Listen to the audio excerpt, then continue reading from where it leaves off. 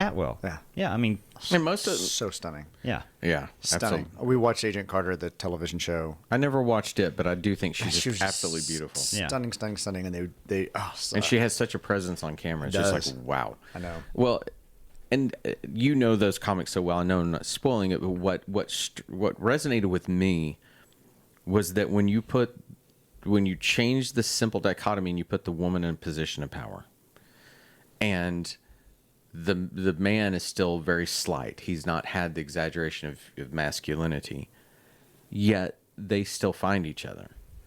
And it was like, that's almost beautiful. You know, that we can change the positions of power and still find love within that.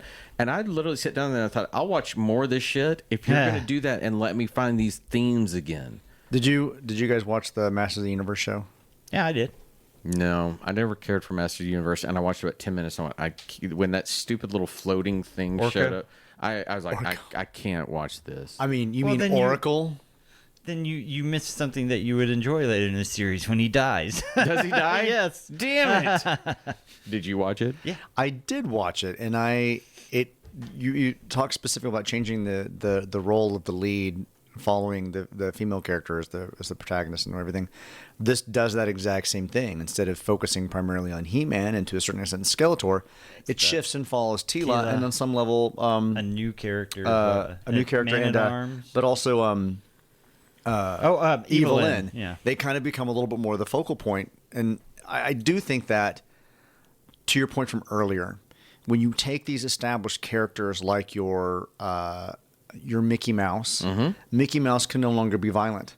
So we have to make it Donald Duck. Right. And then at some point, Donald Duck can no longer be violent and has to move to somebody else because we have to sanitize these characters and can't make any progress with them as they move along. They have to be just there. I mean, like Venom used to be a bad guy, and now Venom's an anti-hero or whatever. Right, So now we have to make Carnage instead. Right, and then Carnage is going to be Somehow nice and we're going to do somebody else.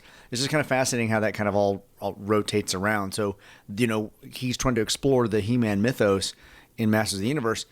What else is there to do with He-Man? Okay, well, let's explore another character behind him and bring them to the fore. Well, I think that's always interesting to shift things, to make us think different. To the point of Venom, it made me think of, did you see Don't Breathe? The first one? Yeah. Did you ever see that? Which one's that one? Oh, yeah. The blind guy? Yeah. Which I thought was a very interesting concept of kids break into a house and they find out that the person inside is a serial killer. Now, what we've found out since then is now they've made part 2, and now he's an anti-hero. That might be a little far from Stretching me. it, yeah. Because, I mean, what was satisfying about that, what I thought was satisfying about that is you're cheering in your own way for kids to break the law and break into someone's house. So they can be punished. And then when they find what they find, you're kind of rooting to fix the wrong. To take somebody to do what he did in the first film and now make him the anti-hero, I'm kind of like, okay. That's a big stretch. You might not be understanding how this can work because I've seen how depraved this person is, and now you want me to cheer for him? Yeah. That's a little far. But I would love to see a what if in the Star Wars universe. I thought that'd be super They did do cool. some comics like that. There's like it was Star Wars Visions or something like that. I can't. They did do that where Leia became Luke's character basically. Oh. You know what I'm talking about? Oh, yeah. Yeah, but I can't remember what it's called. Hang on.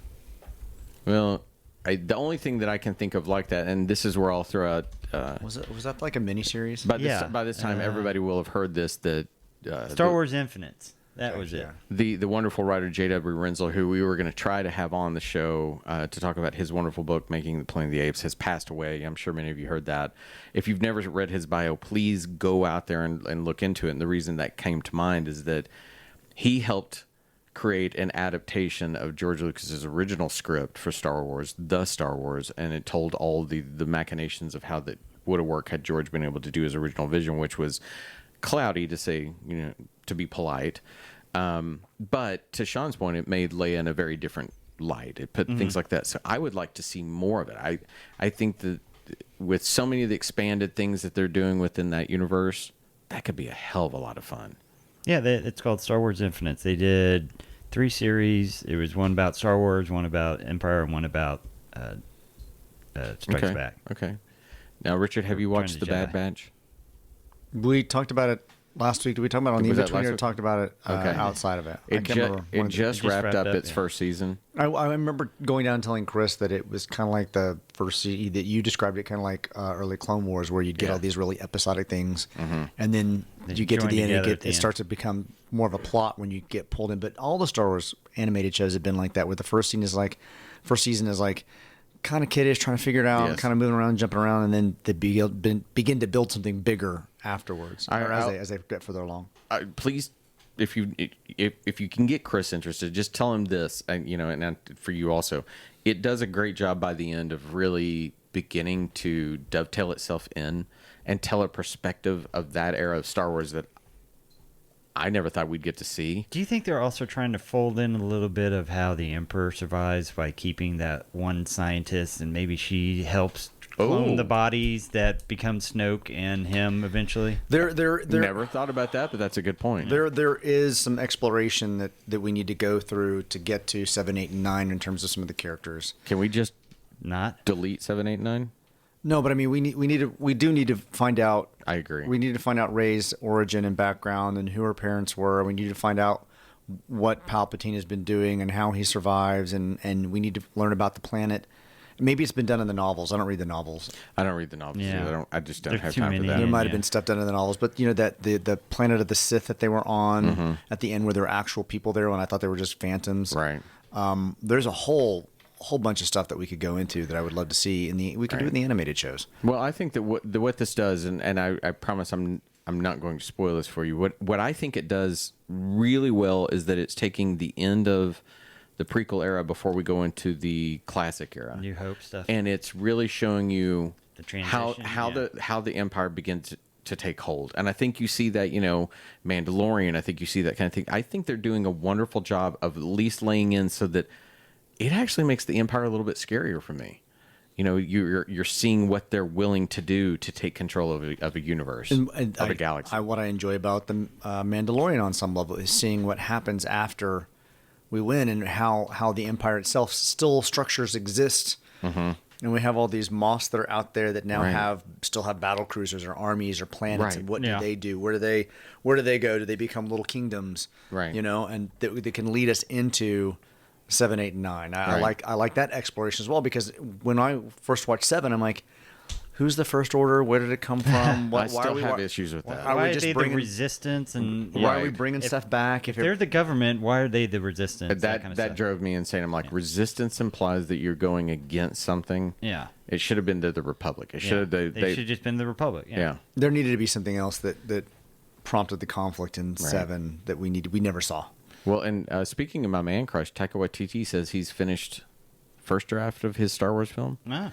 Oh my God, What is he doing? What film? They've not announced. Oh, He's doing that. He gets his own standalone. okay. And you put that together with now that his Flash Gordon is going to be live action. Yeah. I'm just going to be geeking out for about 2 to 3 years in a row as all that shit comes out. We just got to get Dune out there now. I mean, that's Yeah, that Dune, that most recent trailer.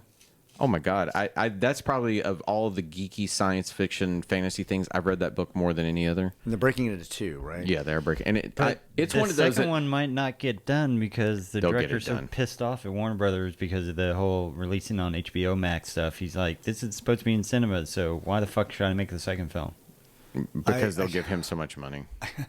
Just finish your project. Just He put some is- energy, finish your project, and let it exist out there. He's such an amazing director, and to me, when I would look at those visuals from it, it is literally like somebody went into my little boy mind, having read it so many times, and just pulled them. There are shots where I'm just like almost weeping just watching a trailer. I can't fucking wait.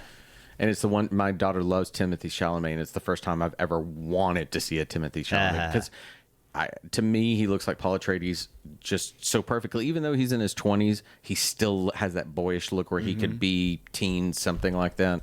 Oh, fuck, I just can't wait. Well, you're going to have to. Well, not, it's October. It's October, yeah. Yeah. Well, it's going to happen sooner than we realize. That's I right. can't even believe it's August already. I thought that too, as I'm getting ready to leave tomorrow morning, take my kid to college. That already hits. Is that tomorrow? It is tomorrow. We leave. Yeah. Oh, So, goodness. as we get ready to do that, then it hit me. I was like, oh shit, where did this year go? This weird pandemic year. It's all of a sudden August, and before I know it, it's going to be the end of the year. I'm fighting so hard not to talk about the pandemic because we said we said we weren't going to. Yeah. I only simply mentioned it as contextual. All right. Step away from that talking, man. Step away. All right, has anybody got anything else? Anything we need to hit on? That's it for me. I'm going to toss that. Go watch Schmigadoon on Apple TV Plus. Even if you don't like musicals, one of my friends who hates them agreed. It's one of the funniest, sweetest shows you've ever seen. Go watch it. I will recommend Centaur World on Netflix. It's a musical animation thing that starts off one way and all of a sudden takes a big left turn about 10 minutes into it. All right. And I would like to recommend to your audience to go check out a book called Antibody by Chris Williams. Yes. Chris Williams happens to be my husband, and he did a horror novel that is just released. You can get it on Amazon. You can get it at Target. You can get it at Barnes & Noble. It is self-published. You can get it as an ebook, or if you buy it off Amazon, you can get a print copy of it. Awesome. It is phenomenal. I will make sure to tag that in the notes so people can find that. I saw that too, and I need to get a copy for myself. Oh, it's so good. I mean, Antibody, it's a little bit on the nose about what we're going through right now, but it's... Wait, you said no pandemic talk, mister. I'm just kidding. But it is a horror, and it's not necessarily in the I'm going to gross you out horror style. Oh, I don't mind that, but is it scary? Oh, it's good. Okay, I like good scary. One more thing I'm going to throw out, because you said this. What? This is the sad truth of taking my kid away. You know what that means? You got free time now? I got more time to watch shit now and to right. actually participate in the Finally. world. After 18 years, I'm getting rid of her, and I can watch TV. Hey, I don't are you want going her to to join go. the human race? No. I'm going to stay over here. What's wrong with him? I'm going to stay in the sad daddy race because I'm not going to look over and have my buddy Sad watching. dad. Fatty. Saddy. Man. I know, but that's something else. Even last night, I come home from my gigs. She wants to talk. Zaddy, sorry. You know what she does? I get on the couch, and she literally lifts my arm up Lays and in just lays in my arm. It's like, oh, I don't want her to go. It sucks. Fuck growing up. Everyone have a great week. Bye. Bye, everybody.